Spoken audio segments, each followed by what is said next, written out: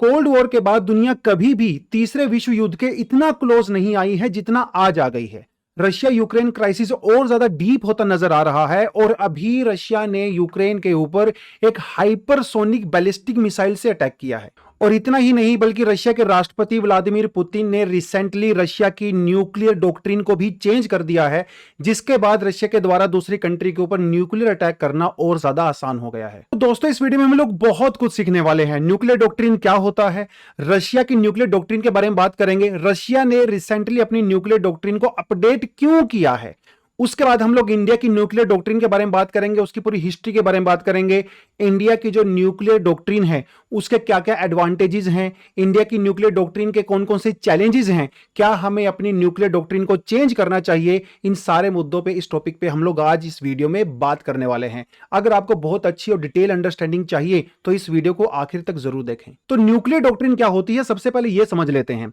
दोस्तों, डॉक्ट्रिन एक तरह का पॉलिसी फ्रेमवर्क होता है और न्यूक्लियर डॉक्ट्रिन एक ऐसा ही पॉलिसी फ्रेमवर्क होता है जिसके द्वारा कोई भी कंट्री ये डिसाइड करती है कि वो अपने न्यूक्लियर वेपन को किस तरह से यूज कर सकते हैं, कब उसको यूज कर सकते हैं, उसको यूज करने का पर्पस क्या हो सकता है, कौन कौन सी कंडीशन के अंदर वो न्यूक्लियर वेपन को अवॉइड करेंगे, कौन कौन सी कंडीशन के अंदर वो न्यूक्लियर वेपन को यूज कर सकते हैं। तो बेसिकली किसी भी कंट्री की एक तरह से ये पूरी दुनिया को एक मैसेज भी होता है कि देखिए, हमारे पास न्यूक्लियर वेपन तो है, लेकिन ये कंडीशन है जहां पे हम लोग न्यूक्लियर वेपन का यूज करने से पीछे नहीं हटेंगे, और ये वो कंडीशन है कि जब हम लोग न्यूक्लियर वेपन का यूज नहीं करेंगे। तो न्यूक्लियर डॉक्ट्रिन का मतलब यही होता है कि हम लोग अपने न्यूक्लियर वेपन्स को कब, कहां, कैसे और क्यों यूज करेंगे। लेकिन यहां पे एक सवाल यह है कि रशिया ने इतने सालों के बाद अपनी न्यूक्लियर डॉक्ट्रिन को चेंज क्यों किया है। दोस्तों, इसके पीछे मिस्टर बाइडेन की पॉलिसी भी काम आती है। देखिए, पहले मिस्टर बाइडेन ने यह कहा था कि वो यूक्रेन को कोई भी ऐसे वेपन्स नहीं देंगे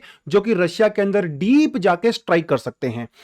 अमेरिका या यूरोपियन कंट्रीज पहले यूक्रेन को सिर्फ वही वेपन्स देते थे जिससे वो अपना डिफेंस कर सकते थे, मतलब अटैक के पर्पस से नहीं देते थे। लेकिन अब बाइडेन ने इस पॉलिसी को चेंज किया है और बाइडेन का यह कहना है कि वो यूक्रेन को ऐसे वेपन्स भी देंगे, ऐसा मिसाइल सिस्टम भी देंगे जो रशिया के डीप जाके उसको अटैक कर सकता है। और इसी के चलते यूक्रेन ने अभी रिसेंटली एक ब्रिटेन में बनी हुई शैडो मिसाइल का यूज किया, पहली बार रशिया के डीप में स्ट्राइक करने के लिए। तो ये जो नई मिसाइल जो अमेरिका के द्वारा यूक्रेन को दी जाएंगी ना, इनको कहा जाता है आर्मी टैक्टिकल मिसाइल सिस्टम और इनकी रेंज 300 किलोमीटर तक होती है। फिलहाल जो मिसाइल यूक्रेन को दी जा रही थी उनकी रेंज 50 to 80 किलोमीटर तक ही होती थी। इसका मतलब यह हुआ कि यूक्रेन अभी इन मिसाइल्स को सिर्फ डिफेंस के पर्पज से नहीं बल्कि अटैक के पर्पज से भी रशिया के अंदर 300 किलोमीटर तक स्ट्राइक कर सकता है। तो बस इस डेवलपमेंट की वजह से पुतिन भाई साहब गुस्सा हो गए और इनका यह कहना है कि इन मिसाइल्स का यूक्रेन को सप्लाई करने का सीधा सा मतलब यह है कि अभी ये रीजनल वॉर नहीं है, अब ये ग्लोबल वॉर हो चुका है और इसीलिए हमें भी अपनी पॉलिसी यहां पे चेंज करनी पड़ेगी। सो रशिया के जवाब में यूक्रेन के प्रेसिडेंट जेलेंस्की का यह कहना है कि यह शुरुआत हमने नहीं की है, इस एस्केलेशन की शुरुआत रशिया ने की है और अभी जो रशिया के ऊपर हम लोग अटैक कर रहे हैं ना, बेसिकली वो उनकी ही करनी है। इसको कह रहे हैं टिट फॉर टैट।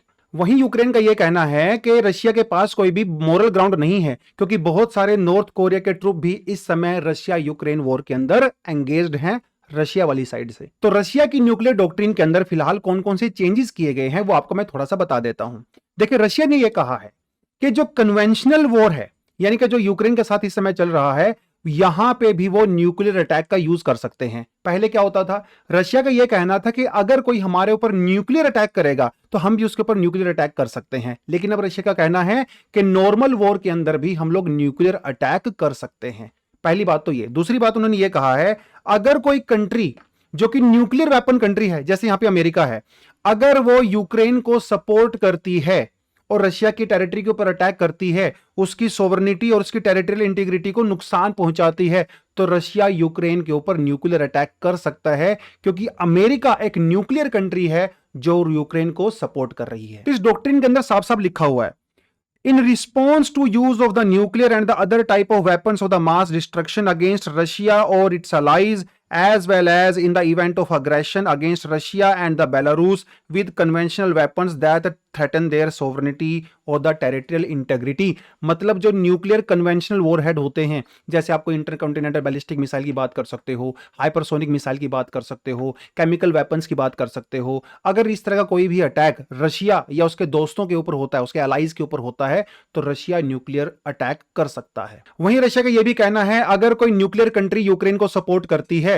तो इसका मतलब यह हुआ कि वो दोनों कंट्री मिलकर रशिया के ऊपर ज्वाइंट अटैक कर रही हैं। तो रशिया का अमेरिका को सीधा सीधा मैसेज है कि भाई हमारी लड़ाई इस समय यूक्रेन के साथ नहीं है, आपके साथ भी है, ब्रिटेन के साथ भी है, जर्मनी के साथ भी है, उन सभी कंट्री के साथ है जो यूक्रेन को सपोर्ट कर रही हैं, क्योंकि आप ज्वाइंट अटैक हमारे ऊपर कर रहे हैं। तो इस सारी बातचीत का कंक्लूजन ये निकलता है, रशिया का यह कहना है अगर उसको पता चला कि कोई कंट्री यूक्रेन या उसके जो फ्रेंड्स हैं अगर वो रशिया के ऊपर बैलिस्टिक मिसाइल से अटैक करने की प्लानिंग कर रहे हैं, या फिर उसके ऊपर बैलिस्टिक मिसाइल से अटैक करते हैं, या फिर रशिया के जो मिलिट्री फैसिलिटीज हैं उनके ऊपर अटैक करते हैं, रशिया या बेलारूस की जो इंटेग्रिटी है अगर उनके ऊपर किसी तरह का अटैक होता है, तो रशिया के पास इस समय फुल पावर है, वो उसके जवाब में न्यूक्लियर वेपन का यूज कर सकते हैं। देखिए यहां पे अलग अलग एक्सपर्ट्स के डिफरेंट ओपिनियंस हैं। कुछ एक्सपर्ट्स का यह कहना है कि रशिया की इस धमकी को या उसने जो न्यूक्लियर डॉक्ट्रिन के अंदर चेंजेस किए हैं इसको ज्यादा सीरियसली नहीं लेना चाहिए। वो सिर्फ वेस्टर्न कंट्रीज को या यूक्रेन को एक धमकी देना चाहते हैं कि आप अपनी लिमिट में रहें। वहीं कुछ एक्सपर्ट्स का यह कहना है कि व्लादिमीर पुतिन की इंटेंशन को आप लोग प्रिडिक्ट नहीं कर सकते, वो काफी अनप्रिडिक्टेबल हैं। हो सकता है कि वो सीरियसली न्यूक्लियर वेपन का यूज कर लें, क्योंकि यूक्रेन को मतलब रशिया को ऐसा लगता है कि अगर उसके ऊपर कोई एग्जिस्टेंशियल क्राइसिस आता है या फिर ये जो वेस्टर्न कंट्री एक ग्रुप में उसके ऊपर अटैक करते हैं, तो वो अपने आप को बचाने के लिए न्यूक्लियर वेपन का यूज कर सकता है। लेकिन बात कोई भी हो, लेकिन आज से पहले इस तरह की न्यूक्लियर वेपन को ओपनली यूज करने की बातचीत इवन कोल्ड वॉर में भी नहीं हुई थी। तो सिचुएशन काफी ज्यादा यहां पे सीरियस है और एक छोटा सा इंसिडेंट यहां पे थर्ड वर्ल्ड वॉर को भी जनरेट कर सकता है। चलिए दोस्तों बात करते हैं कि न्यूक्लियर डॉक्ट्रिन की शुरुआत कहां से हुई, कब हुई और कैसे हुई। देखिए जब सेकंड वर्ल्ड वॉर चल रहा था उस समय अमेरिका या फिर रशिया के जो फोर्सेस हैं वो न्यूक्लियर वेपन बनाने की कोशिश कर रही थी, और सेकंड वर्ल्ड वॉर के बाद उन्होंने न्यूक्लियर वेपन का टेस्ट भी कर दिया। फ्रांस ने भी किया, बाद में ब्रिटेन ने भी किया, लेकिन 1964 में चाइना ने भी पहला न्यूक्लियर टेस्ट कर दिया था। तो उस समय तक यूनाइटेड नेशन की जो 5 परमानेंट कंट्री थी जिसके अंदर चाइना भी आता है, इनके पास न्यूक्लियर वेपन हो गया था।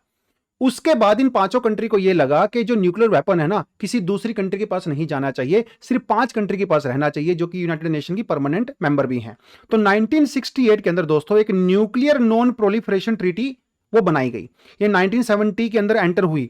इस ट्रीटी का मतलब ये होता है कि जो 5 कंट्री हैं परमानेंट जो कंट्री हैं वो तो न्यूक्लियर वेपन रख सकती हैं, लेकिन इसके अलावा जो दूसरी कंट्री है वो न्यूक्लियर वेपन नहीं रख सकती। हाँ, वो न्यूक्लियर एनर्जी का यूज कर सकती हैं पीसफुल पर्पस के लिए, इलेक्ट्रिसिटी वगैरह जनरेट करने के लिए, रिसर्च पर्पस के लिए, लेकिन न्यूक्लियर वेपन नहीं बना सकती। इसीलिए इंडिया ने इस एनपीटी को, नॉन प्रोलिफरेशन ट्रीटी को साइन नहीं किया था, क्योंकि ये डिस्क्रिमिनेट करता है। ये वर्ल्ड को 2 कंट्रीज में डिवाइड करता है, हैव्स एंड हैव नॉट्स। मतलब वो कंट्री जो न्यूक्लियर वेपन रख सकती हैं और वो कंट्री जो न्यूक्लियर वेपन नहीं रख सकती। तो इंडिया ने कहा भाई मैं इसके ऊपर सिग्नेचर क्यों करूं कि आप तो 5 कंट्री को ये वेटेज देता है, आपको प्रायोरिटी देता है, मुझे तो न्यूक्लियर वेपन बनाने का हक है। इसीलिए इंडिया ने इसको साइन नहीं किया था। और ये उन्हीं दिनों की बात है दोस्तों 1960s की, जब होमी जहांगीर भाभा जी की लीडरशिप में इंडिया ने अपना न्यूक्लियर प्रोग्राम चलाया, और 1974 के अंदर हम लोगों ने पोखरण के अंदर अपना पहला न्यूक्लियर टेस्ट किया, जिसे स्माइलिंग बुद्धा कहा जाता है। इंडिया ने कहा कि भाई मेरा कोई पर्पस नहीं है किसी को अटैक करने का, मेरा पर्पस है इसको एक पीसफुल तरीके से यूज करने का। फिर हम लोगों ने दूसरा टेस्ट किया 1998 के अंदर, उसको कहा गया ऑपरेशन शक्ति। तो अटल बिहारी वाजपेयी जी उस समय प्राइम मिनिस्टर हमारे हुआ करते थे। जब हम लोगों ने 1998 के अंदर टेस्ट किया तो पूरी दुनिया को हम लोगों ने यह बता दिया कि हमारा पर्पस इस न्यूक्लियर एनर्जी को सिर्फ और सिर्फ पीसफुल पर्पस के लिए यूज करने का है। तो इंडिया ने कहा 1998 के अंदर हम लोग एक नो फर्स्ट यूज पॉलिसी का यूज करेंगे। No first use policy India की न्यूक्लियर डॉक्ट्रिन की बैकबोन मानी जाती है दोस्तों। अगले ही साल हम लोगों ने के सुब्रमण्यम जी के लीडरशिप में एक कमेटी बनाई, और इस कमेटी ने ड्राफ्ट न्यूक्लियर डॉक्ट्रिन को बनाया और गवर्नमेंट को दिया। 2003 के अंदर फाइनली हम लोगों ने इस ड्राफ्ट को अडॉप्ट किया, और ऑफिशियल तरीके से 2003 के अंदर इंडिया ने अपनी न्यूक्लियर डॉक्ट्रिन को अडॉप्ट किया और पूरी दुनिया को बताया। अब सवाल यह होता है कि ये न्यूक्लियर डॉक्ट्रिन के अंदर है क्या ऐसा। मतलब नो डॉक्ट्रिन का मतलब समझ ही गए हो कि जिसमें हम लोग ये बताते हैं कि अपने न्यूक्लियर वेपन को कब कहां कैसे यूज करना है। इंडिया की न्यूक्लियर डॉक्ट्रिन क्या कहती है? इंडिया की न्यूक्लियर डॉक्ट्रिन तक सीधी भाषा में यह कहती है कि हम लोग किसी के ऊपर पहला अटैक नहीं करेंगे। हम लोगों ने जो न्यूक्लियर वेपन बना रखा है वो सिर्फ डेटरेंस के पर्पज से बना रखा है। हम लोगों का बनाने का पर्पज ये है कि कोई हमारे ऊपर अटैक ना करे, उस अटैक से बचने के लिए, डेटरेंस के लिए हम लोगों ने अपना न्यूक्लियर वेपन बनाया है। हम अपने न्यूक्लियर एनर्जी को, न्यूक्लियर वेपन को सिर्फ और सिर्फ पीसफुल पर्पज से यूज करेंगे। यह हम लोगों ने इस डॉक्ट्रिन के अंदर कहा। इस डॉक्ट्रिन के अंदर एक और बात बोली गई जिसमें यह कहा गया कि हमारे यहां पे जो न्यूक्लियर वेपन्स को यूज करने का कंट्रोल है ना, वो सिविलियंस के हाथ में रहेगा। सिविलियन मतलब वो पॉलिटिकल रिप्रेजेंटेटिव के हाथ में रहेगा। मिलिट्री जो ऑफिसर्स होते हैं, चाहे वो कितनी भी हाईएस्ट लेवल पे हो, वो लोग अपनी मर्जी से न्यूक्लियर वेपन का यूज नहीं कर सकते। जो इंडिया एक डेमोक्रेटिक कंट्री है ना भाई, तो जो सरकार चुनी गई है लोगों के द्वारा, उनके हाथ में पावर होनी चाहिए। इसके लिए हम लोगों ने न्यूक्लियर कमांड अथॉरिटी भी बनाया। इंडिया ने यह कहा कि अगर हमारे ऊपर कोई केमिकल बायोलॉजिकल वॉरफेयर होता है, कोई केमिकल अटैक हमारे ऊपर करता है, उस केस में भी हम अपने न्यूक्लियर वेपन का यूज कर सकते हैं। तो ये जो न्यूक्लियर कमांड अथॉरिटी क्या होता है, एक बार हल्का सा आइडिया आपको दे देता हूं। देखिए, न्यूक्लियर कमांड अथॉरिटी के अंदर ना दो चीजें होती हैं। एक होता है पॉलिटिकल काउंसिल और एक होती है एग्जीक्यूटिव काउंसिल। पॉलिटिकल काउंसिल के अंदर मतलब हमारे जो प्राइम मिनिस्टर होते हैं वो इसके चेयरपर्सन होते हैं। मतलब अगर इंडिया के ऊपर कोई अटैक होता है तो इनकी परमिशन लेना जरूरी है। दूसरा जो होता है वो होता है एग्जीक्यूटिव काउंसिल, जिसके अंदर नेशनल सिक्योरिटी एडवाइजर ये पार्टिसिपेट करते हैं और ये गवर्नमेंट को इनपुट प्रोवाइड करवाते हैं, सजेशन प्रोवाइड करवाते हैं कि न्यूक्लियर वेपन का यूज होना चाहिए कि नहीं होना चाहिए। इसको कहा जाता है न्यूक्लियर कमांड अथॉरिटी। हमारी न्यूक्लियर डॉक्ट्रिन और क्या कहती है? हमारी डॉक्ट्रिन ये कहती है कि भाई हम लोग अपने न्यूक्लियर वेपन का यूज किसी ऐसी कंट्री पे नहीं करेंगे जो कि एक नॉन न्यूक्लियर वेपन कंट्री है। यह बहुत जरूरी पॉइंट है। हम एक ऐसी कंट्री के ऊपर ही न्यूक्लियर वेपन का यूज करेंगे जिसके पास खुद न्यूक्लियर वेपन होगा। एक तो हमने ये कहा, और ये तो आपको मैंने बता ही दिया कि इलेक्टेड रिप्रेजेंटेटिव जो है हम इसको करने वाले हैं। इंडिया ने ये भी कहा कि अगर हमारे ऊपर कोई न्यूक्लियर अटैक होता है तो जो सेकंड अटैक होगा, जिसे रिटेलिएटरी अटैक हम लोग बोलते हैं, वो बहुत ही खतरनाक होने वाला है। मतलब हम किसी को अपनी तरफ से छेड़ेंगे नहीं, लेकिन हमें अगर कोई छेड़ेगा तो अभी दूसरा जो अटैक होगा ना, वो बहुत ही खतरनाक होने वाला है। हमारी न्यूक्लियर डॉक्ट्रिन ये भी कहती है कि पूरी दुनिया को न्यूक्लियर फ्री होना चाहिए। अब ये तो बड़ी अजीब सी बात है। एक तरफ हम लोग न्यूक्लियर वेपन बना रहे हैं, दूसरी तरफ कह रहे हैं न्यूक्लियर वेपन फ्री होना चाहिए। इसके पीछे फिलॉसफी ये है कि जो नॉन प्रोलिफरेशन ट्रीटी है वो 5 कंट्री को, जो कि परमानेंट कंट्री है इंक्लूडिंग चाइना, उनको तो अधिकार देती है न्यूक्लियर वेपन रखने का, बाकी कंट्रीज को नहीं देती है। तो इंडिया ने कहा भाई ये क्या मतलब हुआ, या तो आप पूरी दुनिया से ही न्यूक्लियर वेपन को हटाइए, है ना, या फिर हमें भी रखने दीजिए। तो ये भी एक इंडिया का कहना है कि हम लोग चाहते हैं कि पूरी दुनिया के अंदर न्यूक्लियर वेपन खत्म हो जाए। न्यूक्लियर वेपन को जब हम लोग बात करते हैं खत्म करने की, तो वो नॉन डिस्क्रिमिनेटरी होनी चाहिए। ऐसा नहीं है कि 5 कंट्री को आपने अलाउ कर दिया, बाकी कंट्री को कह रहे कि आप मत रखिए। ये हमारी न्यूक्लियर डॉक्ट्रिन का एक सीधा सीधा सा कुछ पॉइंट्स होते हैं। इसके जो सबसे बड़ा इंपॉर्टेंट पॉइंट है वो होता है नो फर्स्ट यूज पॉलिसी। मतलब हम लोग पहले किसी के ऊपर अटैक नहीं करेंगे, अगर कोई हमारे ऊपर अटैक करता है, सेकेंड अटैक हम लोग बहुत खतरनाक करने वाले हैं। ये हम लोगों ने बेसिकली यहां पर कहा है। अब देखिए, ये पॉलिसी को आए हुए काफी साल हो गए और इसके पॉलिसी के बहुत सारे एडवांटेजेस हैं। क्या क्या एडवांटेजेस हैं? सबसे पहली बात तो स्ट्रॉन्ग डेटरेंस। जैसे यहां पे कारगिल युद्ध हुआ, अब कारगिल युद्ध के अंदर पाकिस्तान काफी ज्यादा जो है बैकफुट पे आ गया था। पाकिस्तान हमारे ऊपर न्यूक्लियर अटैक नहीं कर पाया क्योंकि उसको पता था कि इंडिया के पास में न्यूक्लियर वेपन है, और अगर ये हमने अटैक कर दिया तो इंडिया हमारे ऊपर इतना खतरनाक अटैक करेगा कि पाकिस्तान को नक्शे से हटा सकता है। तो इसका मतलब ये हुआ कि हमारे पास जो न्यूक्लियर वेपन है वो काफी स्ट्रॉन्ग डेटरेंट है। हमारे जो एनिमीज हैं वो इंडिया के ऊपर न्यूक्लियर अटैक नहीं कर पाएंगे। दूसरी बात, ये इंडिया को एक स्ट्रेटेजिक स्टेबिलिटी प्रोवाइड करवाता है। अब देखिए, एक तरफ पाकिस्तान के पास न्यूक्लियर वेपन है, चाइना के पास भी न्यूक्लियर वेपन है। अगर इंडिया के पास नहीं होगा तो भाई इंडिया के ऊपर हमेशा खतरा बना रहेगा। तो हमारे पास न्यूक्लियर वेपन का मतलब यह है कि हमारे पास एक स्ट्रेटेजिक स्टेबिलिटी है। 10 बार सोचा जाएगा इंडिया के ऊपर अटैक करने को लेके। एक इसका फायदा यह भी है, it avoids hasty and the impulsive military actions. मतलब जो पॉलिटिकल रिप्रेजेंटेटिव हैं उनके थ्रू ऑर्डर जा सकता है।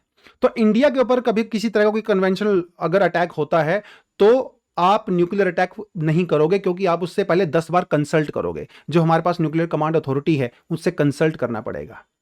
अगर ऐसा नहीं होगा तो जो आर्मी के ऑफिसर्स हैं बड़े बड़े, वो अपनी तरफ से भी अटैक कर सकते हैं। तो इसका बहुत बड़ा एडवांटेज है कि जल्दबाजी में हम लोग किसी कंट्री के ऊपर अटैक नहीं करेंगे। और देखिए, इंडिया में जो न्यूक्लियर वेपन है ना, इंडिया में जो न्यूक्लियर टेक्नोलॉजी है, इसका हमेशा से हम लोग पीसफुल पर्पज के लिए यूज करते हैं। तो पूरी दुनिया इस बात को मानती है कि इंडिया अपनी टेक्नोलॉजी का मिसयूज नहीं करता है। तो इंटरनेशनल कम्युनिटी के अंदर इंडिया की क्रेडिबिलिटी काफी बढ़ी है। एक तो हमारे पास न्यूक्लियर वेपन है, तो क्रेडिबिलिटी वैसे भी बढ़ जाती है। हम दुनिया की गिनी चुनी ऐसी कंट्री में है भाई जिसके पास न्यूक्लियर वेपन है। उसके अलावा हम अपने न्यूक्लियर वेपन का काफी पीसफुल पर्पज के लिए यूज करते हैं। ये बहुत बड़ी बात है। इंडिया के जो न्यूक्लियर पॉलिसी है ना, जो डॉक्ट्रिन है, इसकी वजह से एक वेपन रेस नहीं हो पा रही है। मतलब सोचिए, देखिए, इंडिया के पास आज के टाइम पे 180 से लेकर 200 के आसपास न्यूक्लियर वेपन है। अगर चाहे तो इंडिया 500 वेपन भी बना सकता है। अगर इंडिया चाहे तो वो 2000 वेपन भी बना सकता है अगले 10-15 सालों में, क्योंकि इंडिया के पास इतनी कैपेसिटी है। लेकिन हम नहीं बना रहे हैं, क्योंकि न्यूक्लियर डॉक्ट्रिन का यह कहना है कि हम किसी के ऊपर अटैक के पर्पज से नहीं बना रहे हैं न्यूक्लियर वेपन्स, सेफ्टी के पर्पज से बना रहे हैं, डेटरेंस के पर्पज से बना रहे हैं। इसीलिए इंडिया ज्यादा न्यूक्लियर वॉरहेड नहीं बना रहा है, जिसकी वजह से चाइना और पाकिस्तान को भी मैसेज आता है कि हमें बहुत ज्यादा न्यूक्लियर वेपन नहीं बनाने हैं। तो इंडिया की पॉलिसी की वजह से पूरे साउथ एशिया के अंदर एक वेपन, और ये जो वेपन की रेस है वो कम हो गई है। तो ये न्यूक्लियर डॉक्ट्रिन के कुछ कुछ बेनिफिट यहां पे नजर आते हैं। अब बात करते हैं इसकी क्रिटिसिज्म की।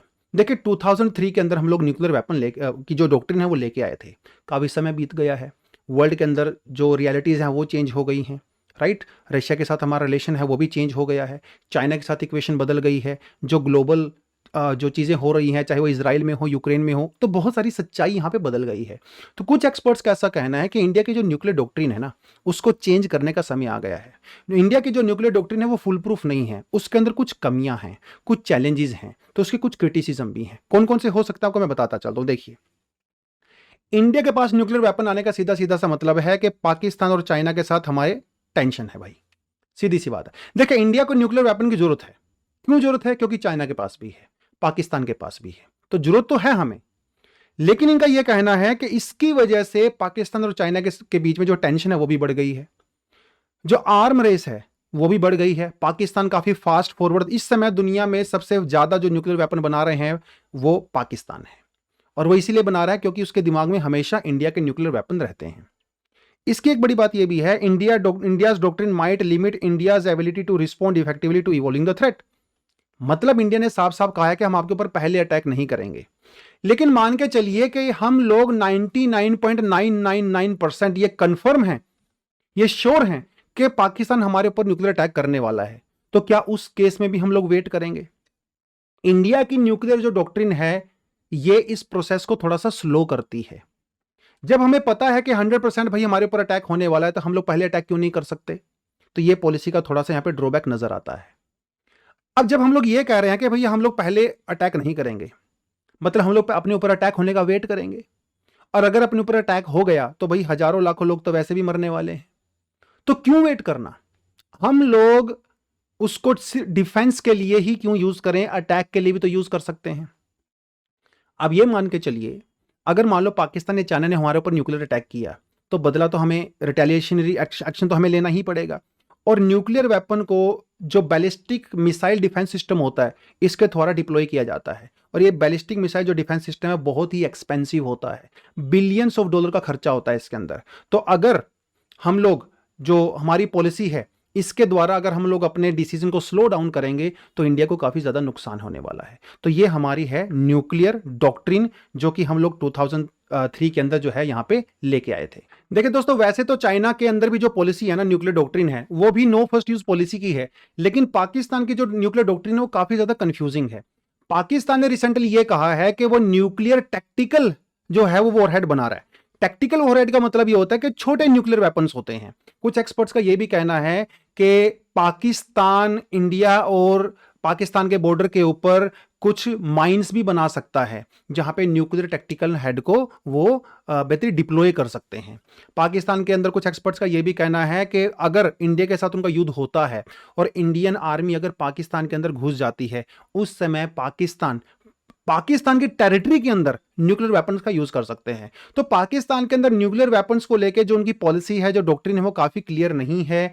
पाकिस्तान के अंदर जो नॉन स्टेट एक्टर्स हैं वो भी काफी एक्टिव रहते हैं बेसिकली। तो ऐसा ना हो कि भाई फ्यूचर में ये जो न्यूक्लियर वेपन है ये उन नॉन स्टेट एक्टर्स या टेररिस्ट के हाथों में लग जाएं, और खासकर छोटे वेपन जो पाकिस्तान बना रहा है। तो इंडिया को उस सिनेरियो में डेफिनेटली अपनी न्यूक्लियर डॉक्ट्रिन के बारे में थोड़ा बहुत सोचना चाहिए। मोस्टली एक्सपर्ट्स का यही कहना है कि समय आ गया है जब हम लोग थोड़ा बहुत उसके अंदर चेंज करें, बहुत अग्रेसिव ना जाएं, लेकिन अपने आसपास जो रियलिटी है उसको देखते हुए एक प्रैक्टिकल न्यूक्लियर डॉक्ट्रिन के अंदर जो थोड़ा बहुत चेंज करना यहां पे हमारे लिए जरूरी हो गया है। जिस तरह से चाइना के साथ हमारी एस्केलेशन बढ़ गई है, तो वो भी है कि यहां पे एंगल बनता है। 1971-70 का वॉर जब हुआ था पाकिस्तान के साथ, तो रशिया उस समय हमारी सपोर्ट में था। लेकिन आज जब रशिया और चाइना के बीच में रिलेशन चेंज हो गए हैं, तो हम लोग ये क्लियरली नहीं कह सकते कि रशिया आज हमारे साथ उतना ही अग्रेसिवली सपोर्ट में आएगा जितना पहले आया था। तो वो सिचुएशन यहाँ पे चेंज हो गई है थोड़ा सा। वेस्टर्न कंट्री के साथ भी हमारी चेंज हो रही है। तो इंडिया को अपनी डॉक्ट्रिन के अंदर डेफिनेटली थोड़ा बहुत अपडेशन यहाँ पे करना चाहिए, जो कि समय की इस समय डिमांड भी है। चाइना ने भी रिसेंटली थोड़ा चेंज किया है, पाकिस्तान का तो खैर कुछ भरोसा ही नहीं है, वो तो एम्बिग्विटी रखता ही है। तो उस कॉन्टेक्स्ट में मुझे ऐसा लगता है पर्सनली भी कि समय आ गया है थोड़ा बहुत उसको हम लोग चेंज करें। बहुत अग्रेसिव ना हो ताकि दुनिया में नेगेटिव मैसेज जाए, लेकिन समय की डिमांड के साथ थोड़ा बहुत चेंज करना यहां पे जरूरी है। आपके इस बारे में क्या कहना है कमेंट सेक्शन में जरूर बताएं। और आज की वीडियो अगर आपको अच्छी लगी है तो वीडियो को लाइक जरूर करें। और इस तरह की जो बहुत सारी इंटरनेशनल न्यूज है, नेशनल न्यूज है, जो करंट अफेयर के रिगार्डिंग है और एग्जाम के पर्सपेक्टिव से इंपॉर्टेंट है, वो आपके लिए मैं ऐसे टॉपिक्स लेके आता रहूंगा फ्यूचर में भी। कोई सजेशन है, कोई फीडबैक है, कमेंट सेक्शन में जरूर बताएं। और फ्यूचर में इस तरह की और वीडियोस को अपडेट देखने के लिए चैनल को सब्सक्राइब जरूर करें। आज के लिए इतना ही। Thank you very much. All the best. जय हिंद।